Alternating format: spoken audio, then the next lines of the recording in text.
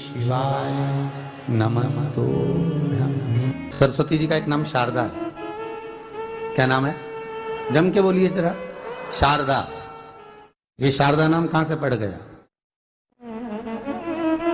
सरस्वती माता को शारदा नाम किसने दिया था? भाई नामकरण होता है तो हमारे यहाँ तो आज भी नियम है महाराज, ये बुआ कोई नाम बताती है, मामा जी कोई नाम बताते हैं और दादाजी कुछ बोलते हैं, कोई बोलेगा टिक्कू, कोई बोलेगा पिक्कू, कोई बोलेगा कुछ, सबके नाम अपने अपने रहते हैं, कोई प्रेम से क्या बोलता है। तो सरस्वती का शारदा नाम किसने प्रदान किया था? माता सरस्वती को शारदा संबोधन किसने दिया था? माता सरस्वती को शारदा का संबोधन किस समय पर प्रदान किया गया था? जिस समय पर शंकर और पार्वती भ्रमण पर निकल रहे थे और भगवान ब्रह्मदेव सरस्वती को ढूंढ रहे थे, और माता सरस्वती को ढूंढते हुए ब्रह्मा जब भगवान शंकर की साक्षी में पहुंचे हैं, तब भगवान शंकर से ब्रह्मदेव ने कहा, आप कहीं सरस्वती को देखें तो मुझे भेजिएगा, मेरे पास में भेजिएगा। शंकर भगवान ने उसी समय पार्वती से कहा, पार्वती, जैसे एक स्त्री जो पतिव्रता धर्म का पालन करने वाली है, एक नारी पतिव्रता धर्म का पालन करने वाली होती है, पति को परमेश्वर मानने वाली होती है, पति के चरणों का रसतत्व ग्रहण करने वाली होती है, तो वो पर पुरुष का स्मरण नहीं करती। उसी तरह एक पति जो अपनी अर्धांगिनी के साथ में रहे और अर्धांगिनी के साथ चले, तो पर नारी का स्मरण नहीं होना चाहिए। तो एक काम करो पार्वती, तुम उस सरस्वती को बुलाना प्रारंभ करो।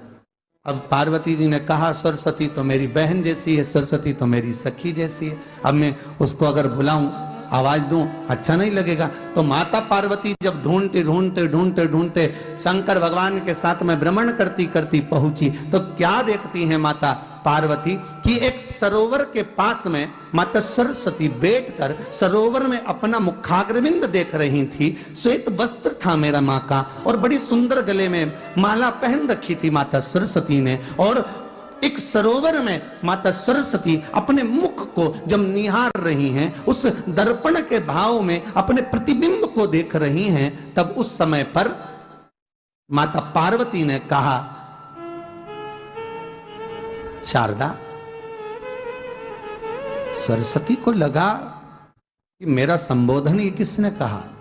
पलट कर देखा, सरस्वती ने कहा, पार्वती तुम? हाँ, मैंने तेरा जो दर्पण में प्रतिबिंब देखा है, तेरा स्वरूप देखा, पर तू इतनी सुंदर है, इतनी सुंदर है, पर तेरा जल में जो स्वरूप देखा ना, वो नीला दिखाई दिया, थोड़ा सा श्याम दिखाई दिया, इसलिए मैंने तुझे शारदा कह दिया। आज भी हमारे मध्य प्रदेश के कटनी और सतना के बीच में महियर में आज भी शारदा भवानी विराजमान है।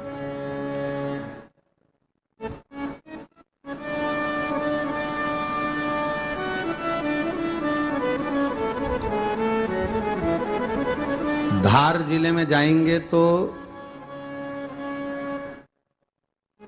बाग क्षेत्र में मां बागेश्वरी, मां शारदा आज भी विराजमान। कहा, सरस्वती जी पूछी, पार्वती तुमने मेरे को शारदा क्यों कहा? क्योंकि तेरा जो प्रतिबिंब था वो श्याम नजर आ रहा था मुझे।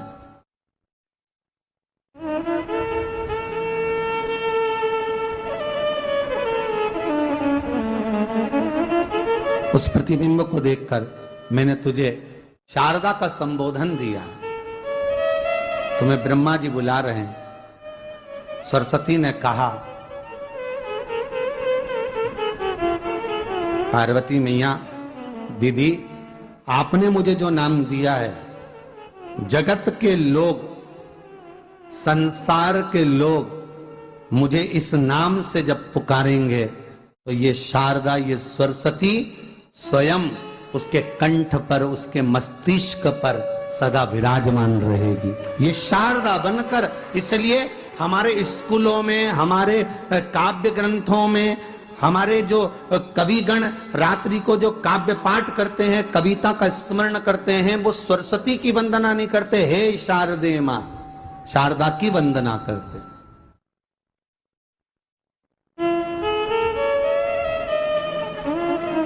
कभी आपसे कोई पूछ ले कि शारदा नाम पार्वती सरस्वती का कब पड़ा, तो आप बता सकते हैं कि ये माता शारदा नाम कोई सहज नहीं है। मां ढूंढने के लिए जब निकली, ब्रह्मदेव के कहने पर भगवान शिव के साथ भ्रमण करती। नाम का उच्चारण कोई सहज नहीं होता। कोई देखता होगा, दादाजी ने अगर किसी का नाम कुछ रखा है तो कुछ सोच के रखा होगा, पिताजी ने अगर कुछ रखा है तो उसके मन में कुछ आया होगा तो रखा होगा, मम्मी ने अगर कोई नाम रखा है तो उसने कोई विचार कर कर रखा होगा। कोई नाम अगर किसी का रखा जाता है तो उसके अनुकूल रखा जाता है कि हो सकता है कि वो नाम की क्या उसके मन में चल रहा होगा।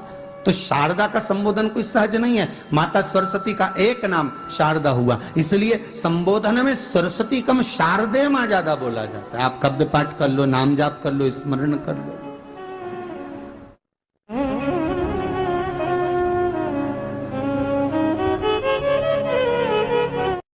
हम बच्चों से कहना चाहेंगे, छोटे छोटे बच्चों से, आप माता सरस्वती की आराधना करा करो। मेरे बच्चों से निवेदन है, कभी जिंदगी में अगर मौका मिल जाए और सरसों के फूल यदि आपके जीवन में आपको कहीं से प्राप्त हो जाए, सरसों के फूल जानते हो ना, पीला कलर का होता है सरसों का फूल, आप प्रयास करो सरसों का फूल। जिस दिन माता सरस्वती का, मेरी बागेश्वरी का जिस दिन प्रागट्य उत्सव हो बसंत पंचमी का, उस समय पर माता सरस्वती का स्मरण कर कर वो सरसों का फूल आप देव अधिदेव महादेव को चढ़ाइए। जैसे माता सरस्वती को ज्ञान दिया था, वैसा मेरा महादेव आपको भी ज्ञान दे। वो सरसों का फूल आप देव अधिदेव महादेव को समर्पित। कई जगह पर आम के जो झूमर होते हैं वो, कई जगह पर सरसों का पुष्प, सरसों का फूल वैसे शिव महापुराण के अनुसार अगर अपन देखें तो बड़े रोग में भी कारगर होता है। जिसको कैंसर जैसा रोग हो जाता है या किडनी लीवर जिसका डैमेज हो जाता है, इसके लिए हमने पहले भी कथाओं में वर्णन किया है। बसंत पंचमी का दिन, महाराज सरस्वती का दिन, जिस दिन जो बच्चा पढ़ने में कमजोर होता है उसके हाथ से बसंत पंचमी के दिन सरसों के 31 फूल शंकर जी को चढ़ा दिए जाते हैं, तो बच्चा पढ़ने में अव्वल निकल जाता है। उसके बच्चे को कभी नहीं कह सकते कि पढ़ने बैठ, वो खुद बैठेगा। केवल आज बसंत पंचमी का दिन, एक ही दिन चढ़ता है, और बाकी के सरसों के फूल आपको मालूम है कि रोग मुक्ति के लिए तो होते ही हैं। ये तो आपको पहले भी वर्णन किया महाराज कि जब कोई एकदम रोग आ जाए और डॉक्टर एकदम बोल दे कि ये रोग भारी आ गया है और इसकी जांचें जाएंगी और फिर ये कुछ भी हो सकता है, तो क्या करा जाता था कि 108 सरसों के फूल लाकर तुरंत शंकर भगवान को चढ़ाए जाते थे महाराज। तो चढ़ाने के बाद में रिपोर्ट अच्छी आती है। ऐसा नियम है। कहीं ठेका, कोई ठेकेदारी करते हैं ना, जो ठेका भरते हैं कि भाई मेरा टेंडर आना चाहिए, मेरा ये काम होना चाहिए, मेरी मल्टी बनना चाहिए, या मेरा ये काम के लिए जा रहा हूं, ये काम फतेह होना चाहिए, उसके सबके हाथ पैर जोड़ने से अच्छा एक काम करो, बस 108 सरसों के फूल उठाओ, शंकर जी का उद्धतेश्वर महादेव का नाम लिखो और छोड़ दो, शिव जी के ऊपर एक एक कर कर चढ़ा दो, वो ठेका तुम्हें ही मिलेगा, वो काम तुम्हारे पास ही आएगा। बस केवल अवधूतेश्वर मां, अर्थात ये जो क्रम है, ये वो क्रम तो 108 सरसों के फूल का आप कभी भी कर सकते हो, पर जो ये बच्चों के लिए किया जाता है वो केवल बसंत पंचमी के दिन ही होता है। शिवाय नमस्तुभ्यं। श्री शिवाय नमस्तुभ्यं। दर्शकों, बसंत पंचमी के ये महा उपाय करके आप अपनी ज़िंदगी बदल सकते हैं। कमेंट में जय माता दी और श्री शिवाय नमस्तुभ्यं।